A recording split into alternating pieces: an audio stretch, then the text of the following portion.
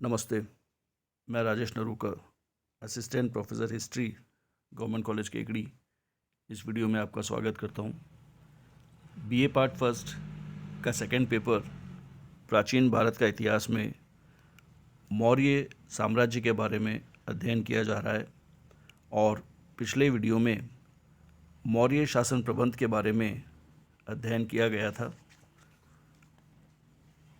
मौर्य साम्राज्य को सुविधा की दृष्टि से विभिन्न भागों में बांटा गया था, जिसमें केंद्रीय शासन प्रमुख था। केंद्रीय शासन का सर्वोच्च अधिकारी राजा स्वयं हुआ करता था, जिसके पास सभी अधिकार सुरक्षित थे। लेकिन राजा को विभिन्न कार्यों में सहायता प्रदान करने के लिए एक मंत्री परिषद का गठन किया गया था और चंद्रगुप्त मौर्य के प्रधानमंत्री चाणक्य के अनुसार जो मंत्री परिषद है उसमें मंत्रियों की संख्या आवश्यकता के अनुसार होनी चाहिए और इसीलिए चंद्रगुप्त मौर्य के शासनकाल में लगभग 18 मंत्री उसकी सहायता के लिए नियुक्त किए गए थे। मंत्रिपरिषद के अधिकतर निर्णय बहुमत के आधार पर लिए जाते थे, लेकिन क्योंकि राजा के पास सभी शक्तियां निहित थी, इसीलिए वह किसी भी प्रकार से उनके जो निर्णय है उसमें हस्तक्षेप करके स्वयं के निर्णय को भी स्थापित कर सकता था। मुख्य रूप से विभिन्न जो मंत्री हुआ करते थे उनमें सबसे प्रमुख स्थान प्रधानमंत्री का था और उसके पश्चात जो धार्मिक कार्यों के लिए कार्य करने वाला मंत्री था पुरोहित, और जो सेना का सबसे प्रमुख हुआ करता था सेनापति।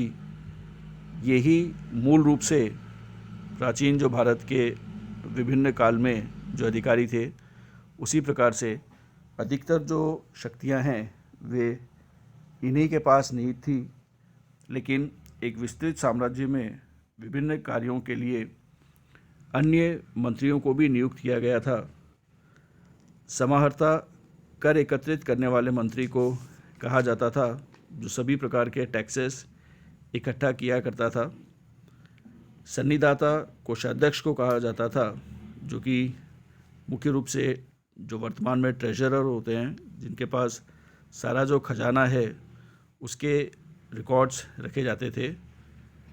इसी प्रकार से जो पुलिस व्यवस्था वर्तमान में देखने को मिलती है, उसके लिए जो सर्वोच्च अधिकारी मौर्य काल में था उसे दंडपाल कहा जाता था, और सीमाओं पर जो दुर्ग थे या सीमाओं की रक्षा के लिए जो अधिकारी या मंत्री नियुक्त किए जाते थे उन्हें अंतपाल कहा जाता था।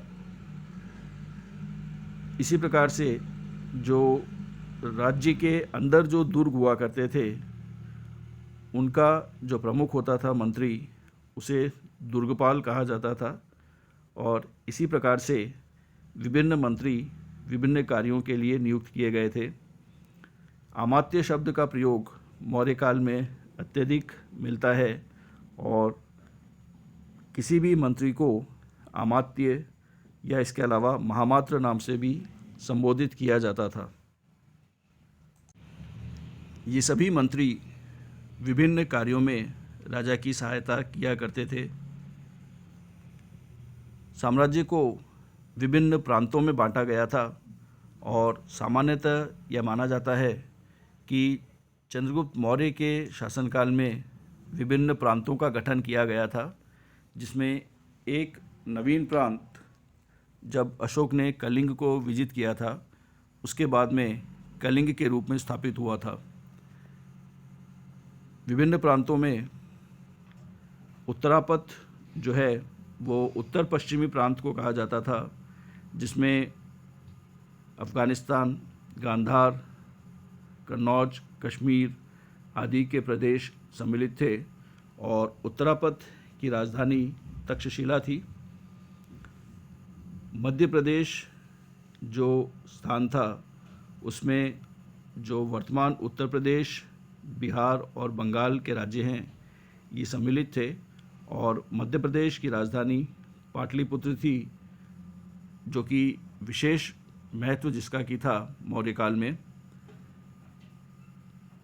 तीसरा जो प्रांत है वो पश्चिमी प्रांत था, और पश्चिमी प्रांत में गुजरात, मालवा और राजपूताना के प्रदेश सम्मिलित थे, और पश्चिमी प्रांत की राजधानी उज्जैन में थी।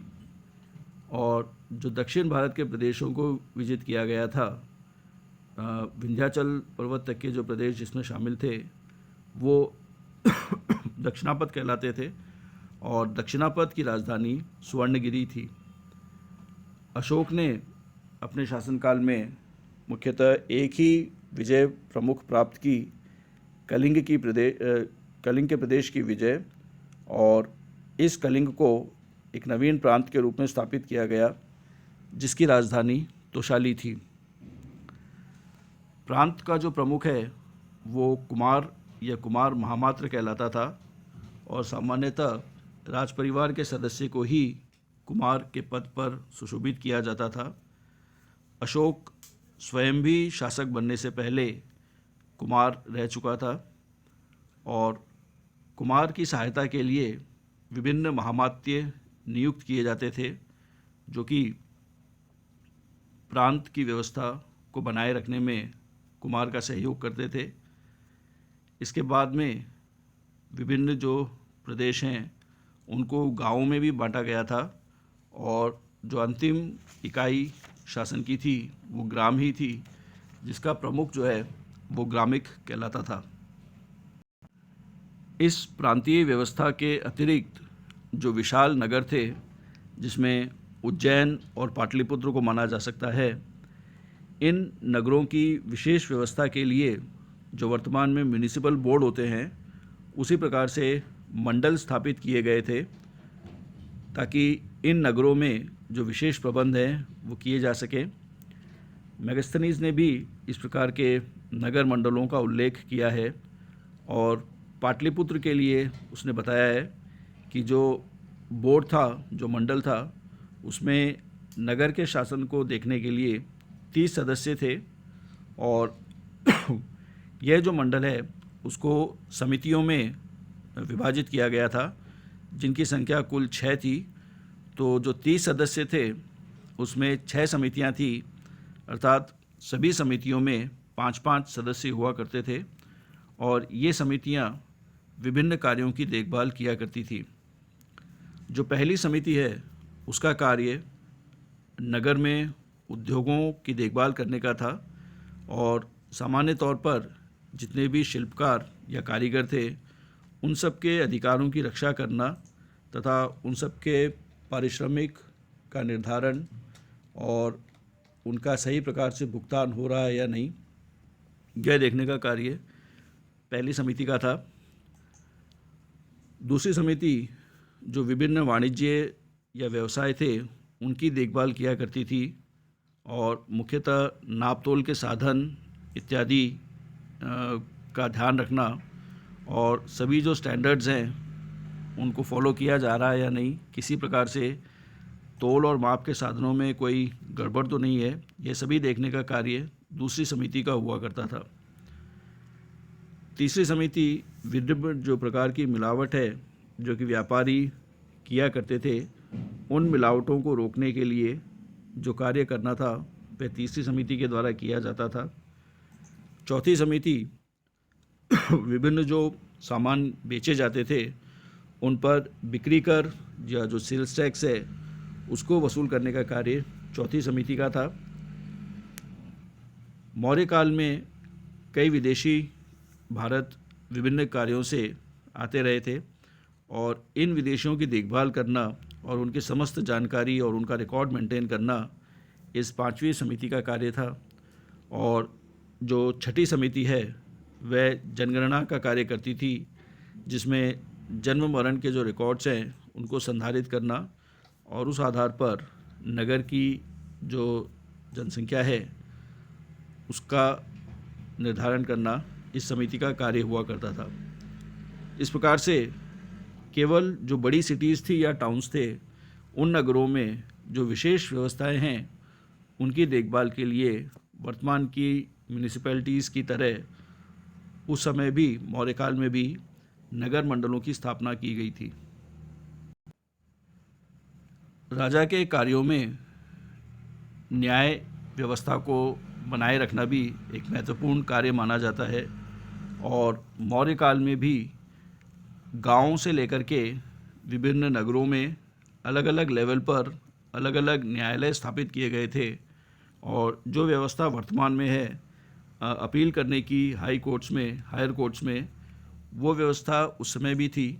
और इस प्रकार से जो सर्वोच्च न्यायालय था वो स्वयं राजा का हुआ करता था, जहाँ पर अंतिम निर्णय किया जाता था। जिस प्रकार से वर्तमान में दो प्रकार की कोर्ट्स हैं, रेवेन्यू की और क्रिमिनल की, उसी प्रकार से मौर्य काल में भी रेवेन्यूज़ के लिए जो दीवानी के लिए कोर्ट स्थापित थी उसे धर्मस्थीय कहा जाता था और क्रिमिनल कोर्ट्स को या जो फौजदारी की जो कोर्ट्स होते हैं उन्हें कंटक शोधन कहा जाता था। धर्मस्थीय में मूल रूप से ज़मीन संबंधी या उत्तराधिकार संबंधी या ज़मीनों के विवादों को सुलझाया जाता था और प्रॉपर्टी संबंधी जितने भी विवाद होते थे उनका निस्तारण भी धर्मस्थीय में होता था। विभिन्न जो अपराध हैं उनका निर्णय कंटक शोधन में किया जाता था और जो न्यायाधीश थे वे महामात्र कहलाते थे और उन्हें व्यावहारिक महामात्र कहा जाता था।